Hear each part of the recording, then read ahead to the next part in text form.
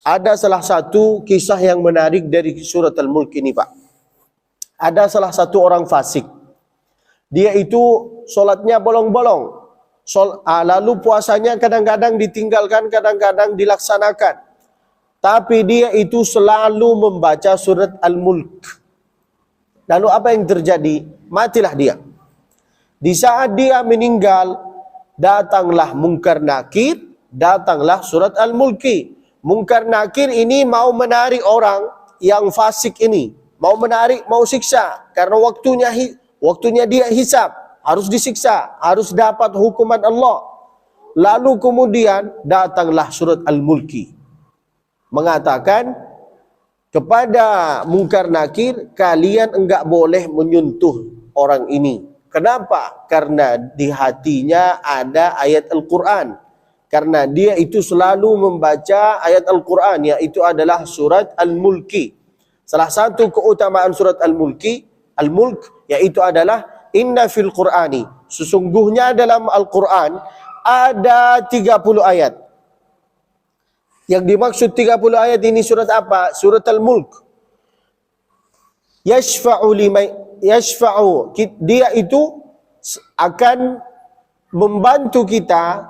Dia itu akan mengingat kepada kita, dia itu akan istighfar kepada kita selama kita itu ingat sama dia, selama kita itu selalu membaca, selama kita itu selalu menghafal. Kalau bisa hafallah surat Al-Mulk ini hatta yughfar.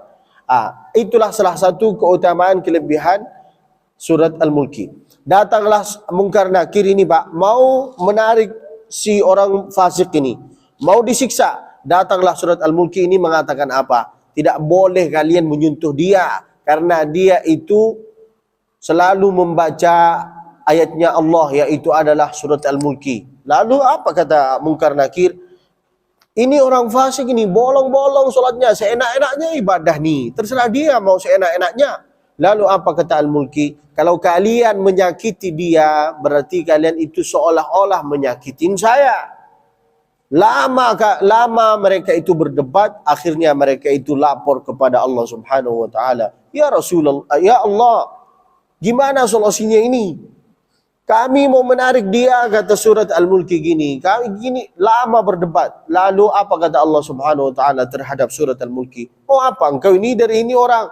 Apa kata surat Al-Mulk? Dia selalu membaca saya. Dia ingat sama saya. Apakah saya itu sekarang rela melihat dia itu tersiksa? Tidak rela. Maka kata Allah Subhanahu wa taala, ya weslah, ambillah orangnya. Maka itulah yang namanya syafaat Al-Quran. Tidak bisa hafal Al-Quran, Pak, bacalah. Kata Nabi, ada 5 pilihan dari Nabi, Pak. Kun aliman, kalau bisa hafal Al-Quran, hafallah. Tidak bisa hafal Al-Quran, au muta'alliman, bacalah Al-Quran. Tidak bisa baca Al-Quran, au mustami'an, dengarin bacaan-bacaan Al-Quran. Tapi yang terjadi sekarang itu bukan dengar bacaan Al-Quran, selalu mendengar lagu TikTok. Apa lagunya?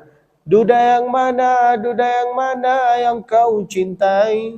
Duda yang putih. Benar kan? Itulah yang kita dengar.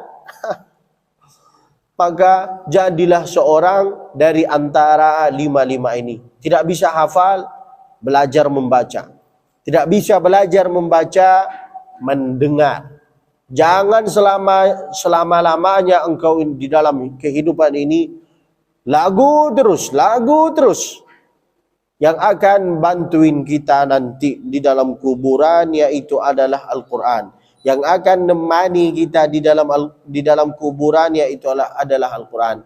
Kalau kita tidak ngaji, tidak mau ngaji di dunia ini, tidak mau berkawan sama Al-Quran di dunia ini, maka nanti kalau kita itu masuk ke dalam kuburan, Al-Quran akan mengatakan kayak gini, siopo iki siopo.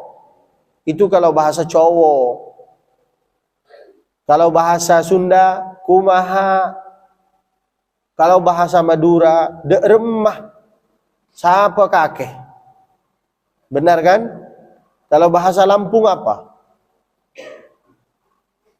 Hah? Tidak ada orang Lampung di sini apa gimana? Tidak ada. Ini orang mana semua?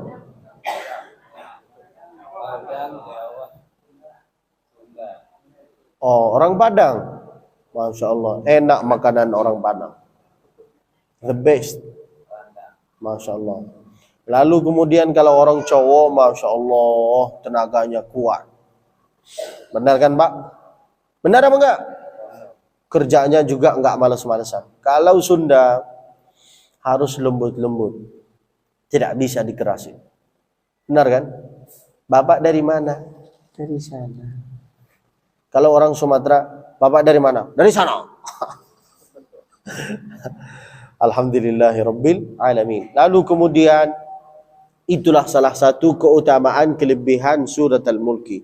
Maka tidak bisa baca tidak bisa hafal, bacalah surat-surat ini Pak supaya dapat syafaatnya Al-Quran. Tidak bisa 3 surat ini Pak, ambillah surat-surat yang pendek, terserah engkau. InsyaAllah dengan niatnya engkau, apapunlah niatnya engkau, Allah kasih kelancaran, Allah kasih kemudahan. Amin ya Rabbal Alamin. Tidak bisa baca Al-Quran, selalu berzikirlah kepada Allah. Zikirlah Pak. Kalau bisa Pak, supaya iman kita itu terjaga, zikirlah berjamaah. Bagus itu Pak. Subhanallah walhamdulillah wa la ilaha illallah wallahu akbar.